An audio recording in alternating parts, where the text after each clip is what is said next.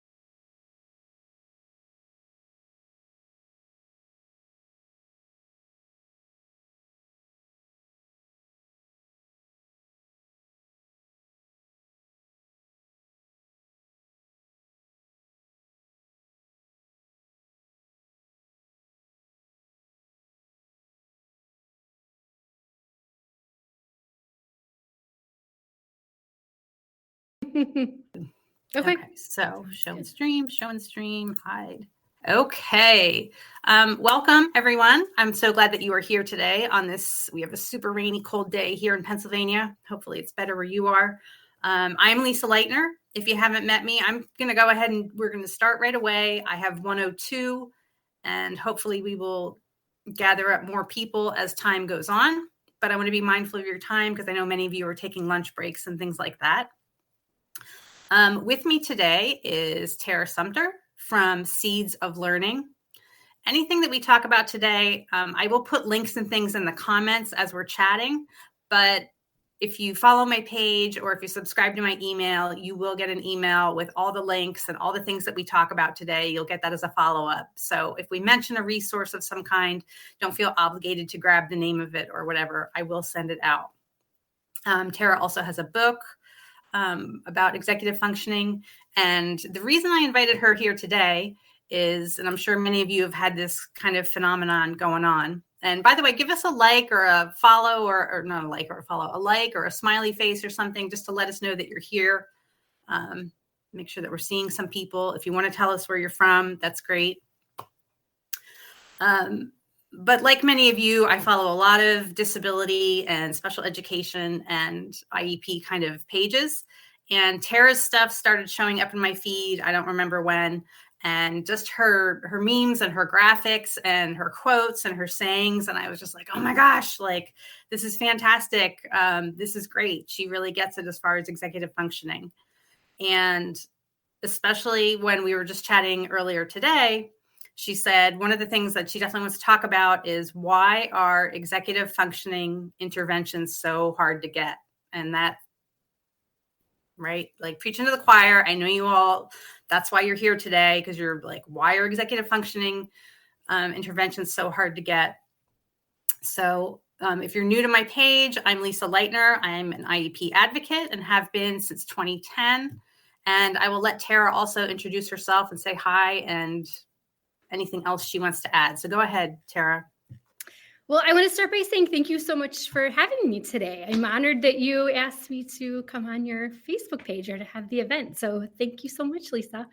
My name is Tera Sumpter. Like you said, I am a speech language pathologist that specializes in executive function. I won't take time today to explain how I ended up on that path, but it's been, we're pushing a couple decades here that I have been as specializing in this area of executive function. Way before it was cool to talk about it, way before it was a buzzword, I was eyeball deep in all the research and creating therapy to support my students. So As Lisa said, I'm an author. I'm the author of a book called The Seeds of Learning.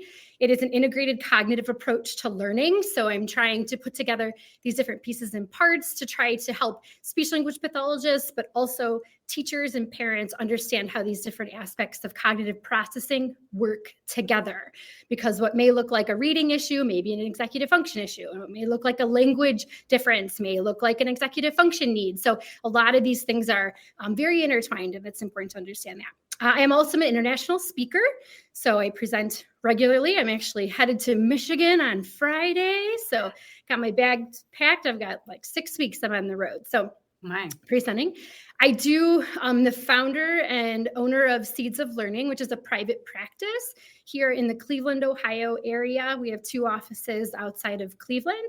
And then last but not least, I run an online educational network for SLPs, parents, educators, and allied professionals. It's a place to learn. I would say it's the best resource that I have. And Lisa will give you a link to that too. There's about 700 professionals from over 20 countries. And so it's a pretty incredible way to learn about executive function and the related cognitive processing together. Okay. So that's me. And I'm a mom. I have 3 girls. That too. Yeah. I will send that information out if you want to learn more about how to get involved in that. If you're like, yes, this is knowledge that I need. So I said just a minute ago that, the reason I invited you here is that so often you post things that I'm like, aha, oh my gosh, yes, and it just really resonates with me and many of the kids who I've advocated for over the years. But something that you said recently about executive functioning was that you said too often, and I'm paraphrasing, too often parents and educators that we jump to the advanced executive functioning skills and not the beginner executive functioning skills.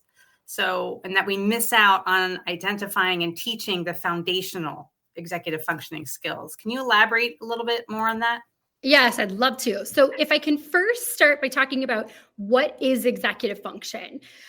Executive function, one of my favorite definitions is by Russell Barkley. He is the godfather of executive function, ADHD. His definition is that executive function is self-direction for a future goal.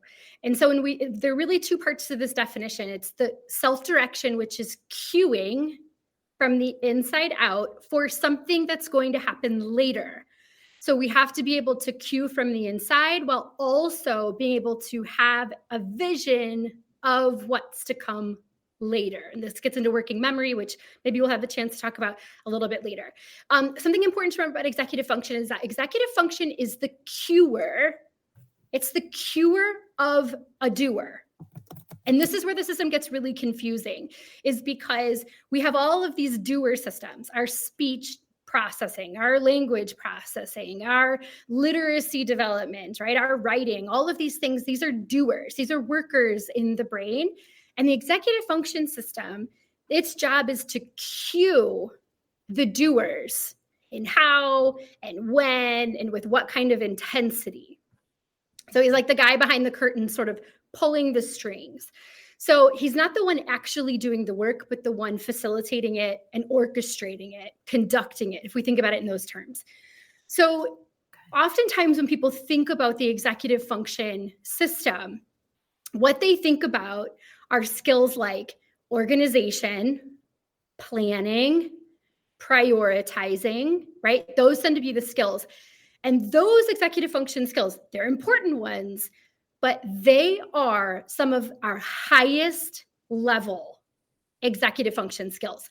So I've organized our executive function skills. I like to think of it in terms of a plant, right? Seems to be a common theme in my professional life that I like to think of things in terms of growth and planting. And so I've broken the skills into roots, stems, and flowers. And this prioritizing and organization, these types of skills are the flowers that we see bloom on the plant if there is a strong, healthy root system and a strong, healthy stem to the plant, right? But the flowers are what bring the bright color and catch people's attention when they walk by, which is why those are the ones that are identified so frequently and not really the root system. So if we think about the root system, we're really looking at skills such as perception. How well do we perceive our environment? Are we aware of the people and the objects and the items in my environment? And am I aware of myself? Am I aware of my own thoughts, my own actions, my own perceptions? So that's our most basic level of our root system, is that perception, our awareness. And then after that, we're going to be talking about attention, right? What does our attention capacity look like? Another really important part of our root system is our working memory. This is our verbal working memory and our nonverbal working memory. And working memory, in short, people who know me, I've seen a couple of names pop up here who I know. Hello to my friends. Or people who are familiar with my work, that working memory is one of my favorite topics.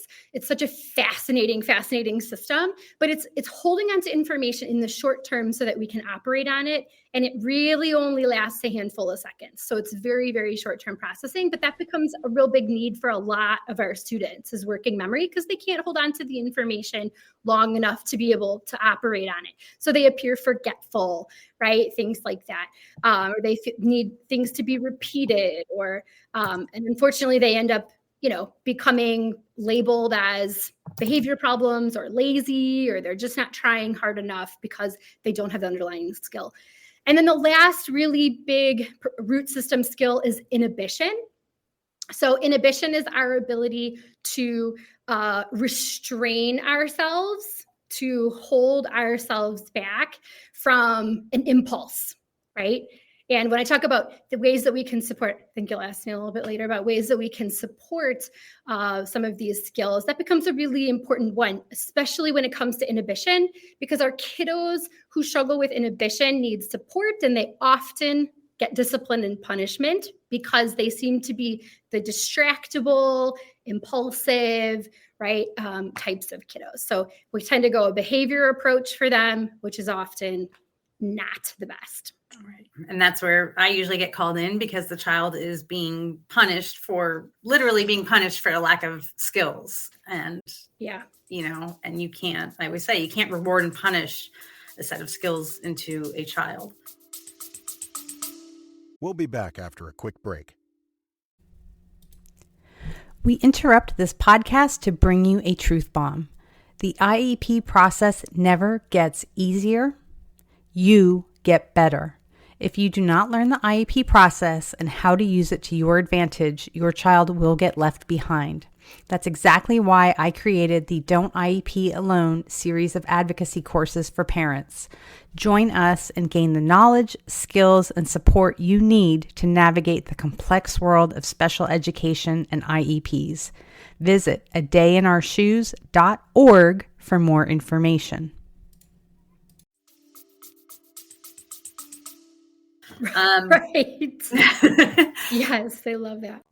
So, okay. So for the parents who are checking in today and they've been told, or maybe they haven't been told, but maybe they recognize, because like you said, the flower things that we recognize is the messy locker, the messy desk, the lost homework assignments, the just forgetting to hand in. I have a lot of kids who do the homework and never hand it in, or they forget to bring it home, or we could go on and on and on with our examples. And then, of course, the lack of impulse control and being impulsive and those kinds of things. So for the parents who are watching and saying, yes, I know my child is struggling with executive functioning, where do I start? What's the first step, either, privately or with the school? And I can talk about submitting letters for evaluations, but where would you recommend that they begin, or how?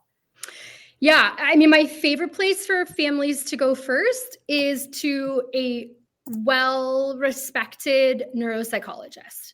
That would be my favorite place to start. They tend to do the broadest type of evaluations that are really going to capture a lot of the executive function system. I think it's important to remember that there are good and bad professionals in every profession. So it becomes really important for parents to do their homework and to talk to other families and talk to other professionals to get a good referral. before you, because a neuropsych evaluation is very time consuming. It's very expensive. So you want to make sure that, you have somebody who's very well recommended. So I would go that route for sure. That's my, because again, they get into working memory well, typically, and a lot of those components of the executive function system, more so than just a scale, a rating scale, which is how a lot of the executive function assessment is done. With that being said, it's really important to remember that the best assessment for executive function is a dynamic assessment. And what dynamic assessment is dynamic assessment is looking at performance or looking at observation across different domains. So meaning when I do an assessment, I'm looking at how they're processing through, in the speech domain, the language domain, the literacy domain, the math domain, we're looking at it across, and I'm trying to create connections, patterns of processing. I call it POP, that we're looking for POP, patterns of processing across these domains. And then we also want to look for patterns across settings. So we're looking at, we're trying to connect dots between school or maybe specific teachers. We may find that a student is much more successful in one classroom than another for lots of reasons, right? And all of that is going to give us lots of good observational dynamic assessment. I've already name dropped Russell Barkley, who, if people are dealing with ADHD, he's a name you should know. He has 1,000,001 resources out there in the way of books that are phenomenal. But he has gone in one of his most recent more research-based books, he's gone as far to say that standardized assessment of executive function is not only the worst way to assess it, it's actually negligent.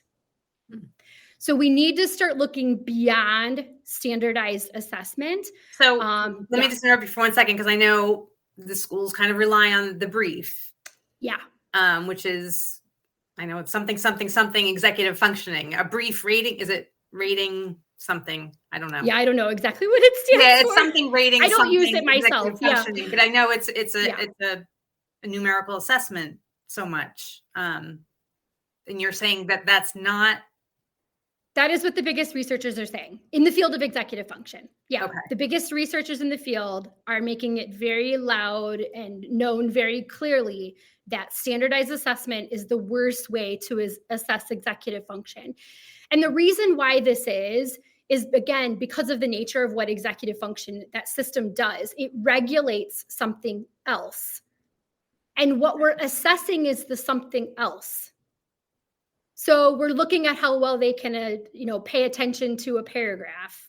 Well, now we're assessing a paragraph and their ability to read or look at the paragraph, or we're looking at their speech, or we're looking at language. They're having to read something. So we're always assessing the cuer in conjunction with the doer. So we can never get a clear picture of just the cuer by itself, because the cuer doesn't function by itself.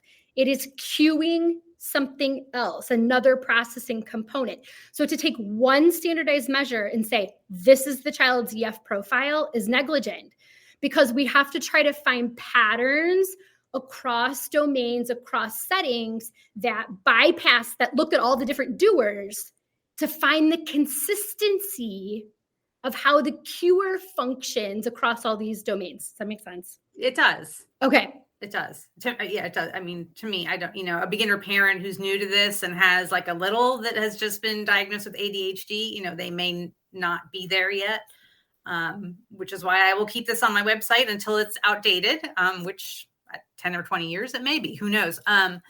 Yeah, so it does make sense. Okay, so you're thinking, and then, can I interrupt you real quick? Meredith asked, can I get a link to a resource for that? Oh.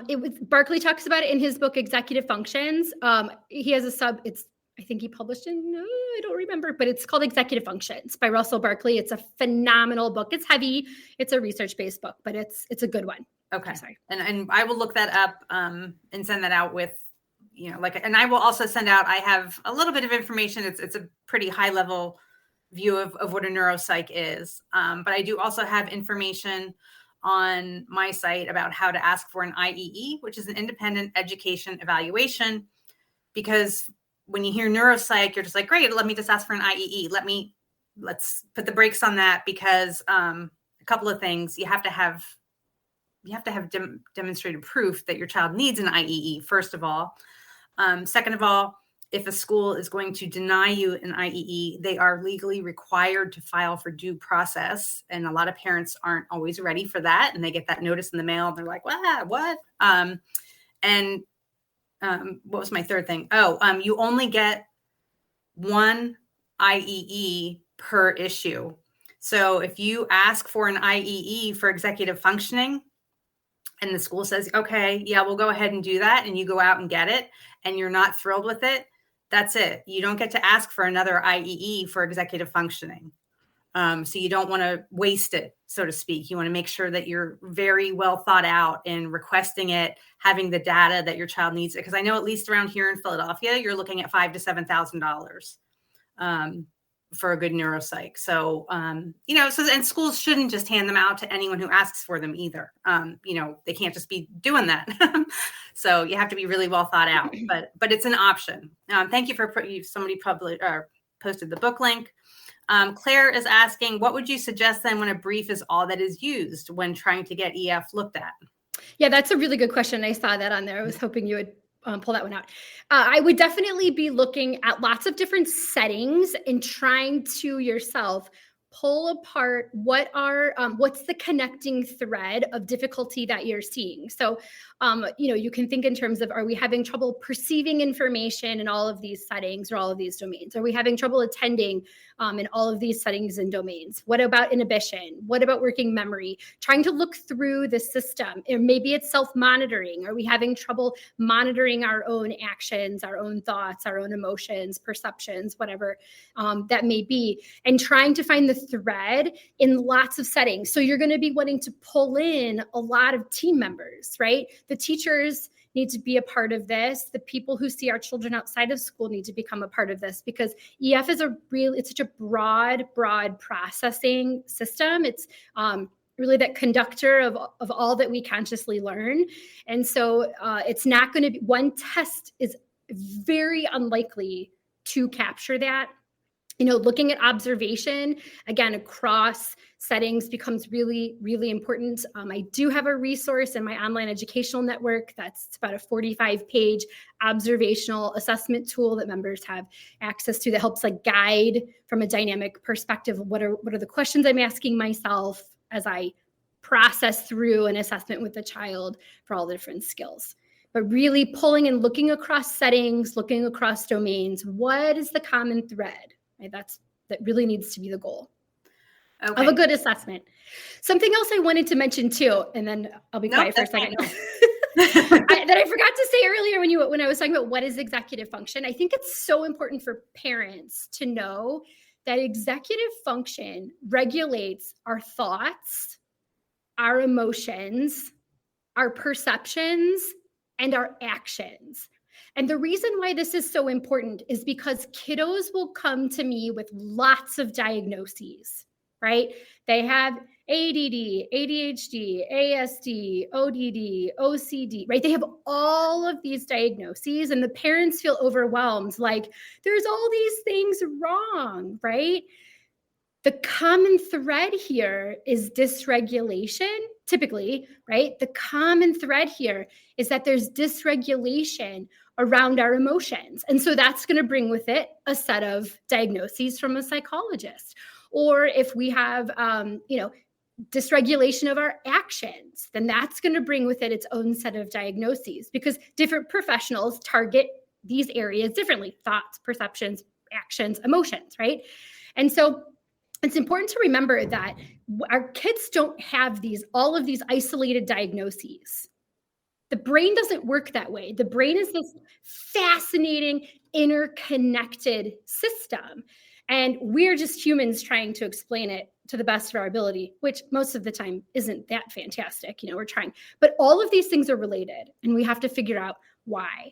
And usually there's something going on within that EF system.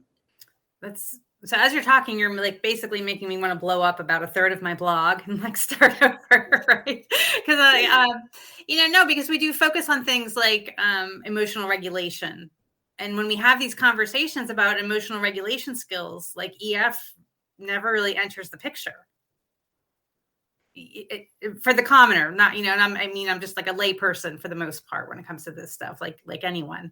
I may have more experience with seeing kids who have these struggles, but that doesn't make me, I'm not a neuroscientist or an EF specialist. So that's interesting.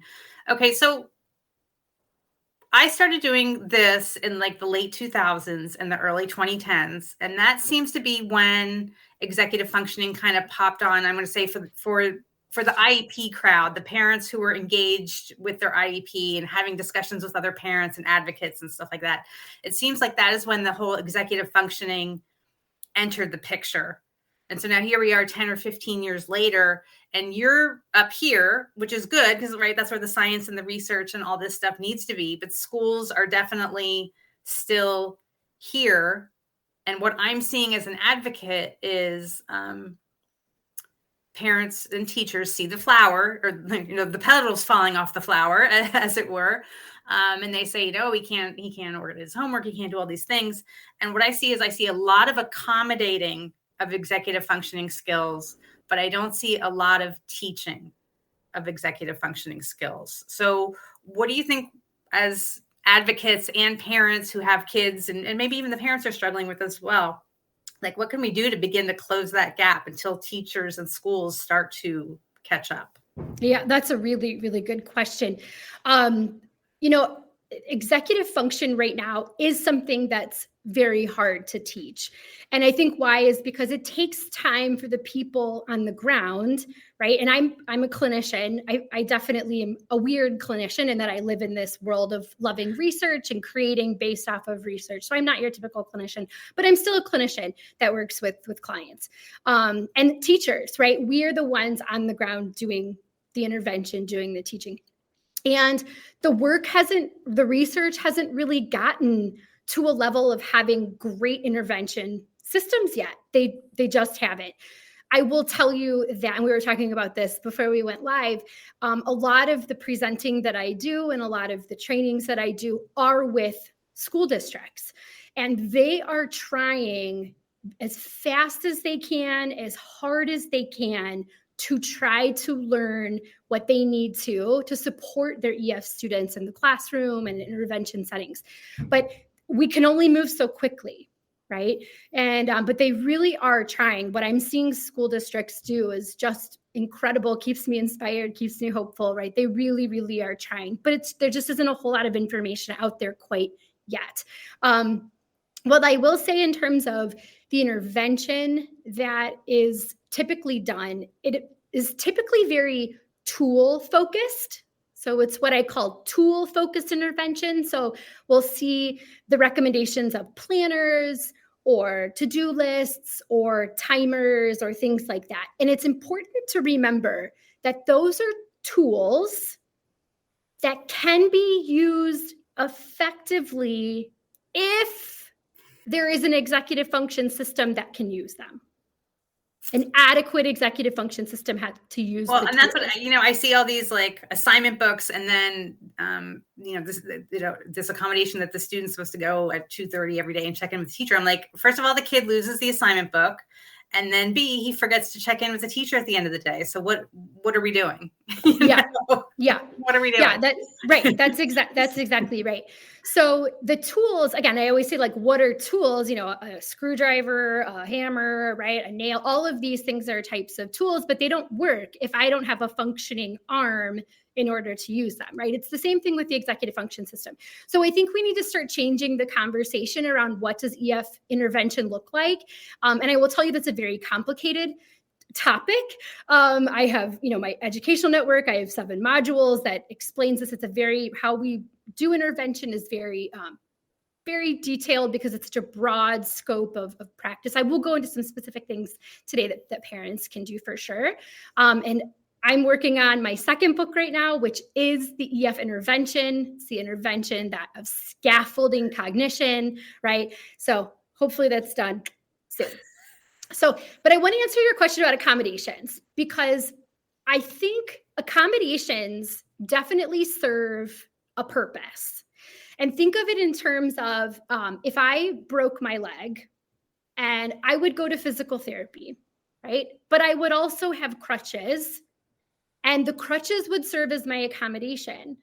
They would be my support while I'm going to therapy to rebuild the strength. And so it's like a teeter-totter.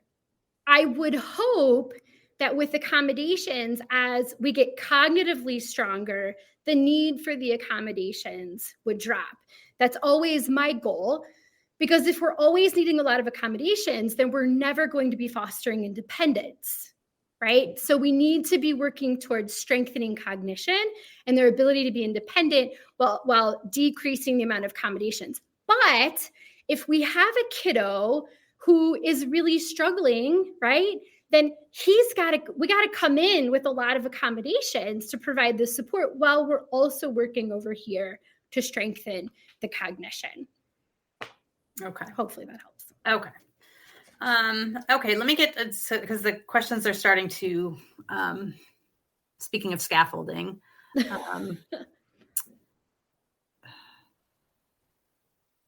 why is EF not on a spectrum like everything else? Not all EF issues for all kids are the same. Some do improve.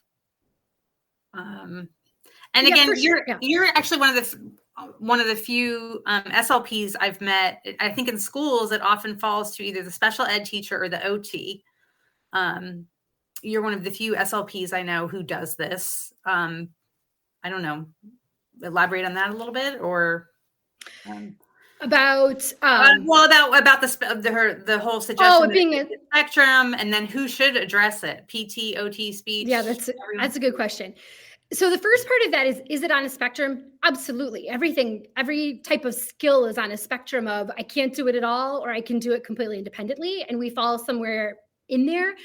What gets complicated with executive function is that there's so many skills at different functioning levels, and then those skills regulate other skills. So working memory really impacts how we develop speech and language and literacy. And planning and self-monitoring and organization is really important when it comes to math, along with working memory. So there are, it's very complicated. It's not an easy picture like some other types of learning can be a little bit simpler, I feel like. As for, I think one of the comments in there was talking about, or whose realm is it, right? Yeah. I would say EF needs to be in everyone's realm, because again, what does it regulate? Everything. So anyone who works with children and provides intervention or is teaching them needs to have an understanding of executive function. And it's not just one person. We need to understand, an SLP, executive function is critical to speech and language development. And so SLPs need to have an understanding of that, how executive function regulates or relates to executive function. Let me say it again. Words are hard, right? So SLPs need to understand how executive function relates to speech and language development. A literacy teacher or a literacy specialist and our early elementary teachers need to understand the role that executive function plays in literacy development, because it's massive, right? Our math teachers need to know that executive function is the most critical cognitive component in math. And we have lots of research that shows that math requires more executive function than any other subject. So we could look at, example after example. And of course, our psychologists who work in counselors, our social workers, people who work with the emotional sides of things, they need to understand executive function because they have to know how it relates to emotional regulation. So I think everyone should know about it and know how it integrates into the what they specialize in, which is why in my online educational community, we have all kinds of professionals. I mean, and parents. I mean, there's teachers to SLPs, to OTs, to social workers, to school psychologists. I mean, you name it. Yeah, it's fantastic. Okay. I'm going to read Sherry's question and then I will answer it from an IEP perspective before you answer it. And she says, so if we are in a meeting.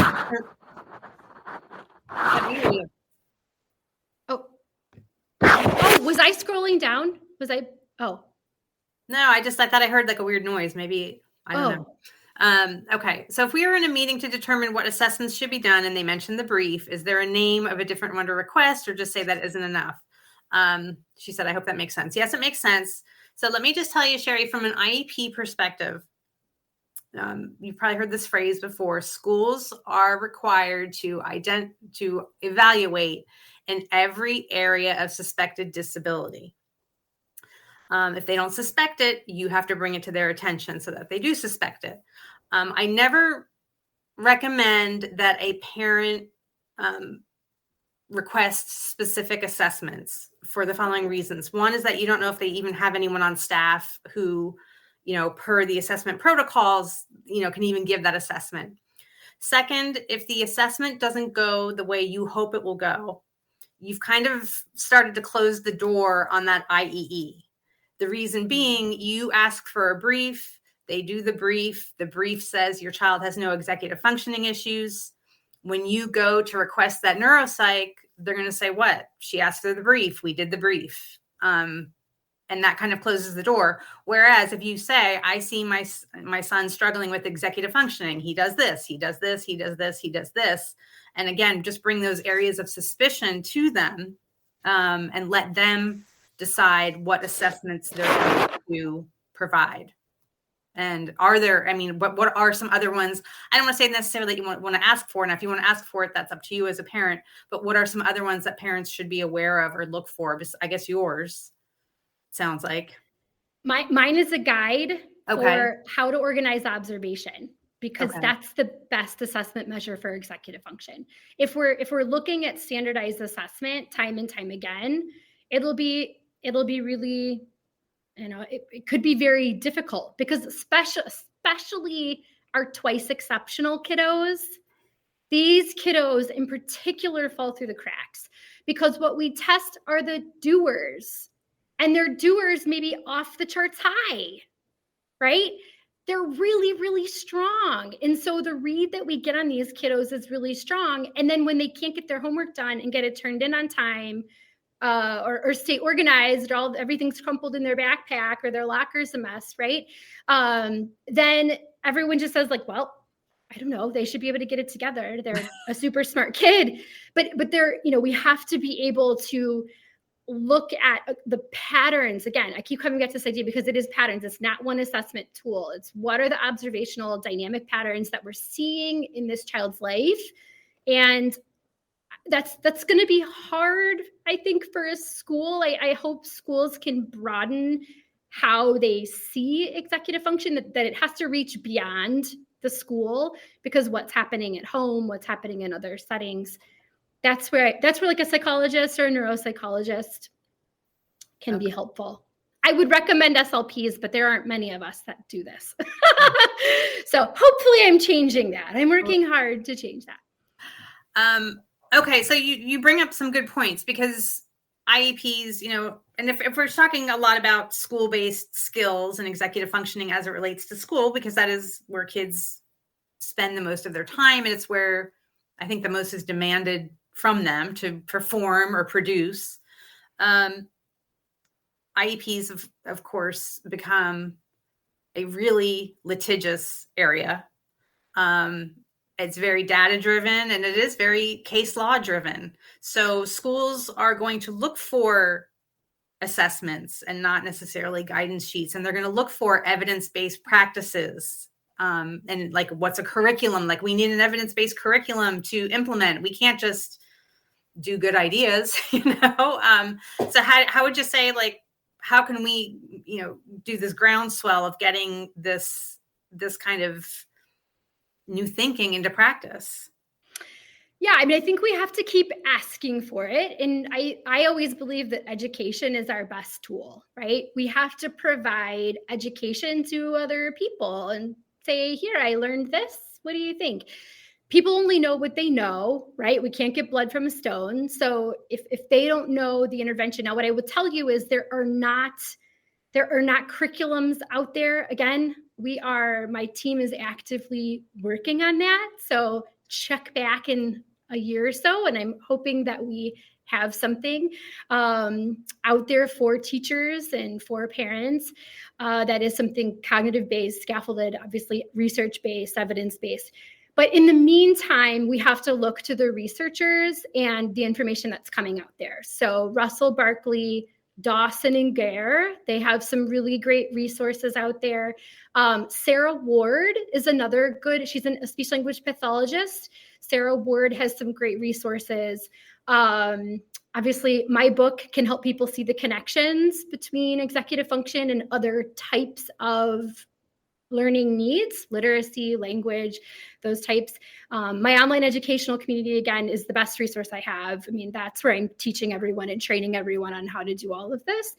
So those are really the best resources I think that we have, but there aren't a whole lot of, we can't say, here's the lesson plan yet. We're not, as a field, we're just not there quite yet. Again, a lot of the recommendations tend to be tool-based that are out there right now. Yeah, they are. But there are certain things that parents can do. Or did you want to, do you want to? Go ahead. I'm trying to look through the questions. Okay. So there are 4 main things that I'm going to recommend for parents. Okay. So the first one that tends to be a really great a need that a lot of our kiddos who have executive function need our support with attention. And one of the best tools that we can use for supporting their attention is what I call reflexive questioning. And reflexive questioning is giving the child, we're reflecting back to the child and giving them the opportunity to self-regulate instead of directing them. Again, executive function is building that internal director. We're building the self-director inside of the child. So if we tell them what to do, we're doing the directing for them. All right. So reflexive questioning allows us to sort of reflect back the issue. So some really great questions for attention. When we see that the child is not paying attention, we can say, where are your thoughts right now? So I'm meeting the child where they are, which is at the level of the distraction. I'm going to say, where are your thoughts right now? And then I'll say, is that important right now? Because I want to know, is that important? They might say yes, they might say no, right? But we're going to see if they can prioritize. Is that important right now? No. Where should our thoughts be right now? Oh, they should be on my homework. You're right. Can you show me that? And so what we've done is we've helped the child self-direct. We've met them where they are at the level of their distraction and then giving them the tools to route themselves back. So that's one practice method of self-direction, right? Of them, instead of going, pay attention, right? Look here, what are you doing, right? We're letting their brain practice the self-directing, that refocusing of attention, which is really the key to success. So those questions again, where are your thoughts right now? Is that important right now? Where should our thoughts be right now? And can you show me that? Can we get back there? Okay, so those are one really, really powerful way that we can meet them where they are with their attention need.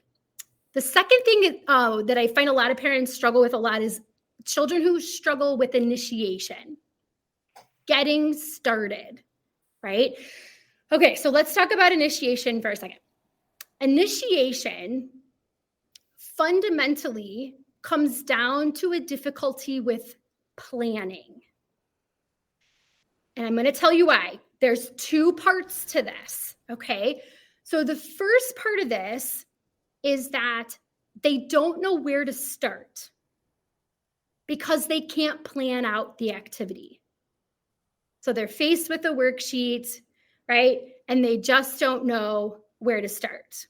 Or they're faced with this big activity and they can't chunk it out and they can't plan it.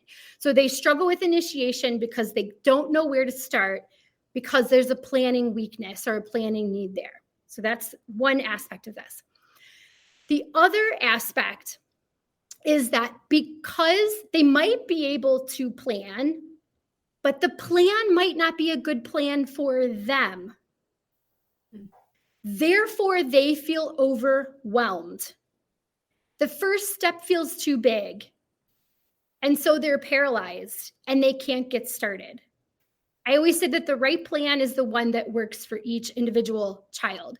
I feel overwhelmed with doing the laundry, right? I don't want to do the laundry. I don't want to fold it. I want it to stay there in the bag, in the basket. So my plan has to incorporate small bits, right? With a show on, I'm listening to a podcast, I'm doing something else. Our children who are feeling overwhelmed by a task, they may be able to tell you a plan. But then when you say, how does the plan feel to you? They're going to say it feels too much. It feels too big. So that means it's not a good plan for them.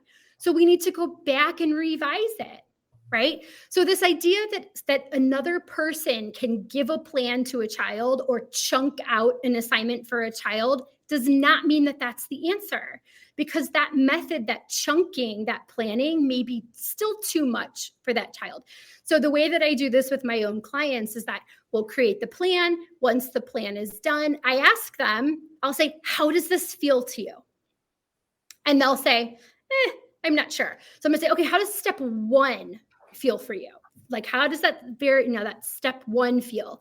And if they say it feels overwhelming, I know they're going to struggle to get started. So we'll revamp it and we'll make that step one and the step two even smaller. So really helping our kids create plans for what might seem like very mundane tasks and breaking it down and asking them, how does this feel to you? Does this feel like something that you can do? Can you get started with that first step and see what they think? And if they say no, then you know it's not a good plan and you've got to revise it.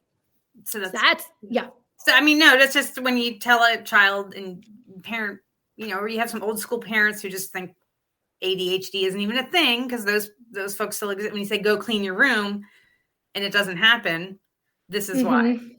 This is exactly why. Yeah, that's exactly right. Yeah, one of my children, so I didn't tell, but I have 3 daughters.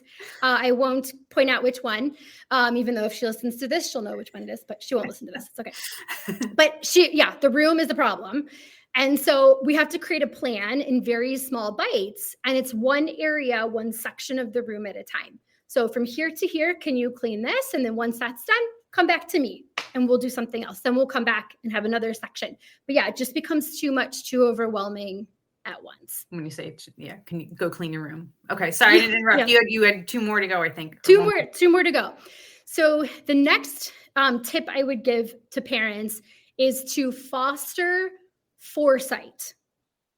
And foresight is an aspect of our nonverbal working memory. So our working memory has 2 parts. Well, there's more than 2 parts, but for the purposes of the conversation, it has 2 main parts. One of them being our nonverbal working memory, which is essentially what we see happening, what we're experiencing inside of our mind. So for self-direction, for a future goal, a child has to be able to pre-experience the future goal inside their mind. So if we think about the only moment that physically exists, that we can physically interact with, is right now, right? Right now is the only moment that we can actually physically interact with. The future and the past are only live in our mind, in particular in our nonverbal working memory, sort of this mental map that our brain makes. And so part of that, not half, but part is our foresight. So it's that ability to time travel into the future and pre-experience something. And this is so, so important because this is what fosters goal setting. It is also critical for inhibition. So if I'm going to inhibit myself from eating the cake right now, I have to see into the future that there's this goal of being healthier, right? And so I have to focus, I have to see that goal in order to rein myself in now. That is the foresight. It's a really important skill that we need to help students foster, our own kids foster. So things like, what do you see yourself doing? Right? So I love, again, all these reflexive questions. So it's, I say, all right, I want you to go put your shoes on and get your coat on, and don't just leave it there. Tell me, look inside your imagination. Can you see yourself? Show me, point to where you see yourself going. Where do you see yourself going first? Where do you see yourself going second? Maybe we walk it together and pre-experience it first, and then we say go. So we're fostering that foresight. This foresight also is critical for resiliency, fostering resilience in children, because if I know that I can pre-experience that this will end or that there could be another outcome, it gives me the oomph to keep going, for lack of a better word, right? Yeah. So again, all of these, this ability to foster, what do we see happen next? What does that goal look like? When you say that you want to go over to your friend's house, what does that look like? What do you see yourself doing over there with your friend? Whenever you're talking about that future, or if it's say related to homework and we have trouble with turning the homework in, tell me, now that you've completed it, now what do you see yourself doing with it? Because our children who do the homework but they don't turn it in, their homework plan stops after the completion of the homework. I did it. It's done, right?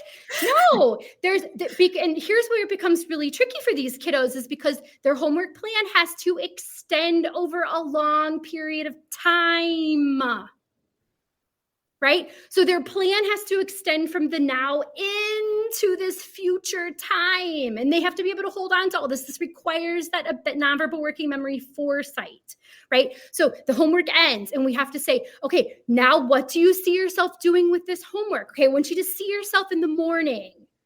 When you walk into the school, where do you see yourself going? Where do you see yourself going first?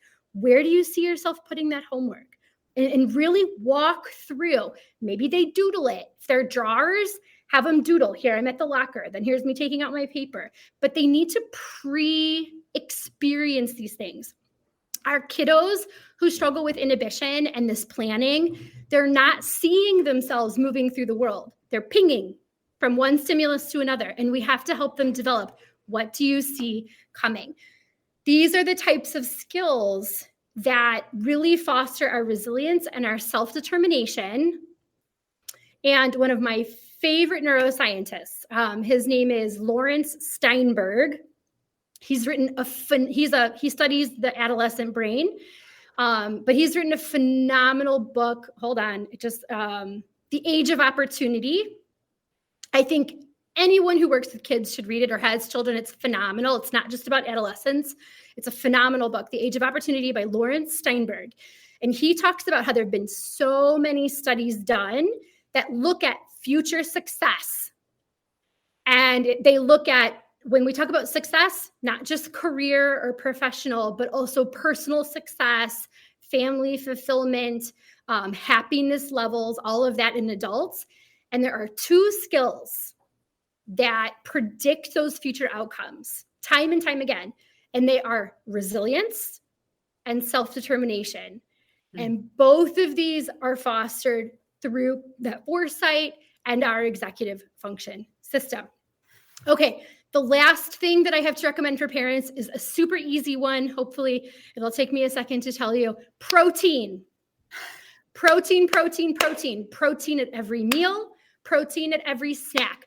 Protein is brain food that endures. It lasts in the brain. So it like extends and gives some life to what the brain needs. So protein, protein, protein. Yeah. Okay. All right. Let me, because we're getting close to an hour, so I don't want to use any more of your time.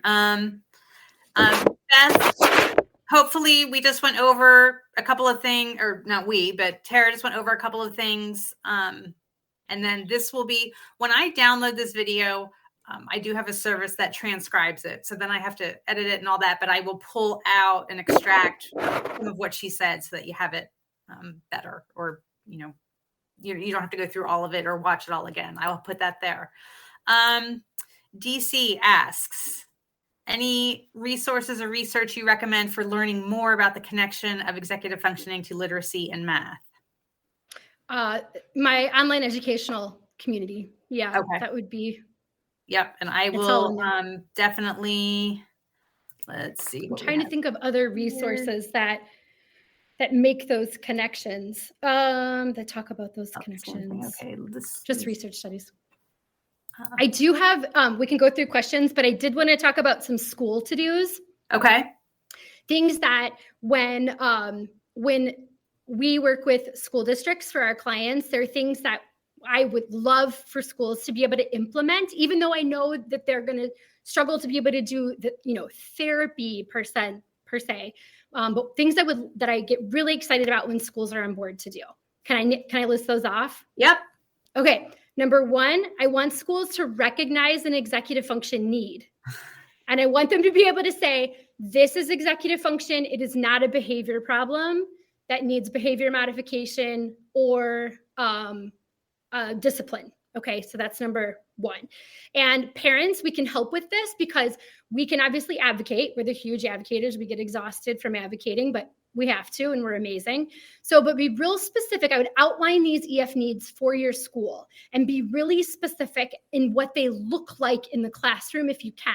So for example, if you say to a teacher, my child has an inhibition need, and in the classroom, what you're going to see is that they yell out and they touch other kids, right? They're not a bad kid. They're not being disruptive, right? They're not trying to be disruptive, but be real specific so that the teacher and the school knows what to look for and that this is what inhibition looks like, or a difficulty with inhibition looks like in your child.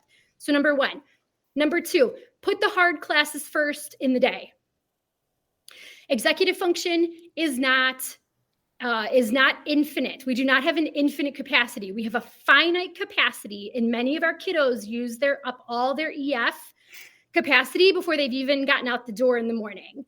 So I can tell you halfway through the day, most kids are done. They have no more executive function capacity left.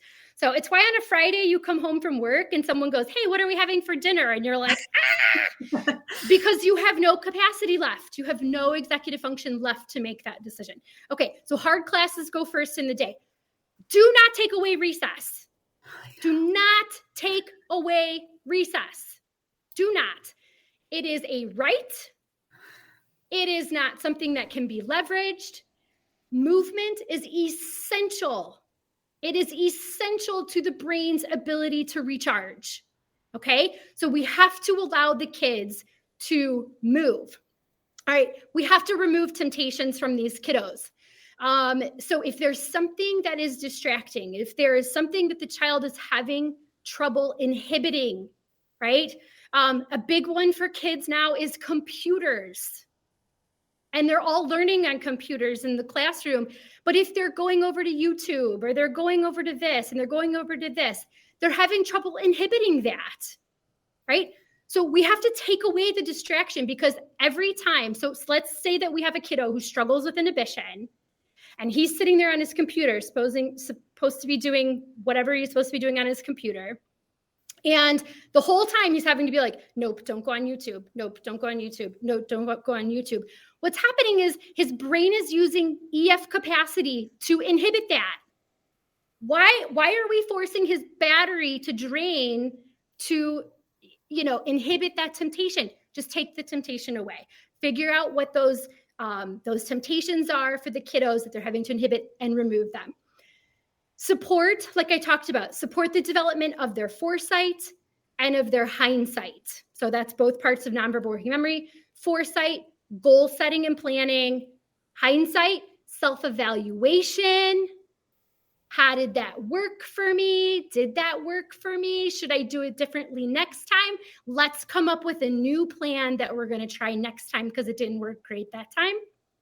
Number 6, bring goals closer to the present moment. Goals live in the future, and we have to bring them closer to the present moment for so many of our kiddos. Don't talk about trying to get A's on tests with freshmen in high school so that they can go to college in 4 years. Their brains cognitively cannot see that far into the future. They don't. They really only see a couple of weeks into the future, right? So getting them, if we have these goals that are far away in the future, we have to bring them very close into the present moment and make them real for them in the present moment. Last but not least, input and output. The brain needs both input, what we call receptive processing, output, expressive processing in order to learn. So what this means is that we have our routes that come in. Watching, listening, reading are forms of input. But in order to learn and support the EF development, there has to be output of the material. Talking, writing, doodling, acting it out, some form of the information coming out. This is a huge way that teachers can support their kids in the classroom. I have a resource for that on my page, terasumpter.com. I've got suggestions for every subject area, the way that teachers can have input and output for both of those. So you can find more information on that. And we hit 2 o'clock. Let me just ask one more, because I think for the most part we did hit, we did hit on a lot of them. Since EF has become a buzzword in the past decade or two, a new profession has erupted called an executive functioning coach. How do you know? I mean, and it's kind of the Wild West out there. Yeah. How do you know if you're getting a good one? Are they even a thing? Are they necessary? Or is it, I don't know. Yeah. Are they a thing? Absolutely. Absolutely. Again, it's just like any other professional. You have to, talk to other people. You've got to vet them. You really have to do your research and find out who's good. I think what I would be looking for are, are the interventions that someone's using, are they going to be strictly tool-based? Or do we have some sort of scaffolded cognitive intervention to strengthen these areas of processing? So for me, that's kind of how I decipher between the two. And, really looking for that. How are we scaffolding these skills? And, how are we, it's just like going to the gym. Right? When I talk about scaffolding, I'm talking about, I'm going to go to the gym. I'm going to start with 5 pounds, lifting 5 pounds at, 8 reps. And then it's going to be 5 pounds at 10 reps and 12 reps. Then I'm going to increase my weight. It's the same theory. The brain learns in the same exact way that we scaffold the amount of something and the complexity of the information in order for it to get replicated and stored. So is there, do we have this scaffolded cognitive nature to the intervention, or is it all tool-based? And some people are fine with tools. Some people, sometimes that's a great method of intervention. It just kind of depends on the individual. But yeah, unfortunately, like you said, it is kind of the Wild West, and, you just have to. I just see a lot of the ones I've heard, and of course, a parent's going to reach out to me because it's not going well, right? Like if it's working, they don't contact me. Right. But a lot of the kind of side by side and tool based here. Well, let's put it in a planner. And I'm like, the kid does not need one more planner. Like they've already lost 7, There is no magical planner. There is not. I wish there was. I mean, it would make my job way easier if there was a magical planner. But again, thinking about tools work if we have a functioning EF system to use the tool. Just like a hammer is not going to work unless I have a functioning arm to use the hammer. So it's the same type of premise. The tool is just the tool, and they can be very useful. And I use tools in my intervention with kiddos, but at certain points within the EF development, right? We get to a certain level and it's like, okay, maybe we can bring in a clock. And then we're going to go up a little bit more, and maybe we can add in a to-do list, or maybe we can add it, right? And teaching the brain how to use the tool, but just throwing tools is not going to be, and everyone said that. I think it was Meredith earlier who said, I have a million, I can show you my stack of planners. Yeah. All right. Thank you everyone for coming today. Thank you, Tara, for being here. Like I said, I will download the video and then I have to transcribe it and then I have to edit it. So it will take me some time, but I will get it out there along with all the links of anything that she talked about today, books she recommended, links to her community. You can, of course, in the meantime, go to terasumpter.com and probably find all the information there. But I will spoon feed it to you in a day or two. So thank you so much. Thank you so much. Thanks everybody for being here. And thanks for having me, Lisa. And I'm the most active on Instagram. So if you go on Instagram at Tera Sumpter _SLP, I post education just about every day. So it's all education, executive function education. She does. Yeah. All right. All right. Thank you. Thank you for listening to Don't IEP Alone with Special Education Advocate Lisa Leitner. We're so glad you've joined us and would love to connect with you outside of the show. For more information about Lisa, the IEP Toolkit, and more ways we can help you in your process, go to adayinourshoes.com. From self-care tips to common IEP mistakes, there's even more to explore. Don't forget to rate and review the podcast and subscribe to never miss an episode. Until next time, don't IEP alone. And you don't have to.